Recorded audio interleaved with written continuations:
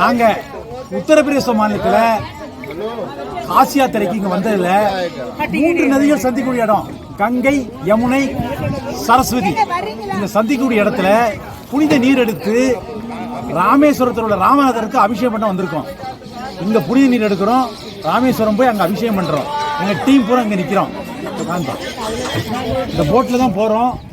இந்த போட்ல போய் நாங்க வந்து புனித நீர் எடுக்கிறோம்.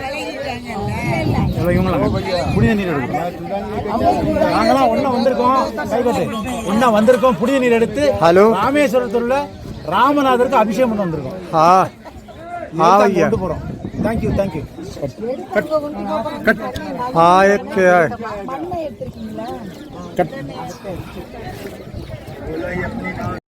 ஆமா, இங்க இருப்பது உத்தரப்பிரதேச மாநிலத்தில் புத்தகயால பிரயாக்ராஜ்ல இருக்கும்.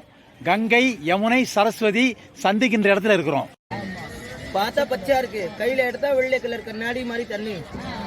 கங்கா இந்த பக்கம் வருது, ரிஷிகேஷ் ஹரித்வார் கான்பூர் கங்கா வருது. கங்கா வந்தா சம்மன் கலர், பார்த்தா சம்மனா இருக்கு, கையில எடுத்தா மண்ணை கலர் தெரியும். இங்க போனோம் கங்கா ஜமுனா தெரியும், சரஸ்வதி தெரியாது. சரஸ்வதி பூமியில எந்த உள்ள வருது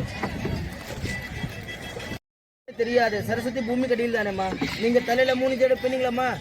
நீங்க 3 ஜடை பின்னணும், வெளிக்கு 2 தெரியும்.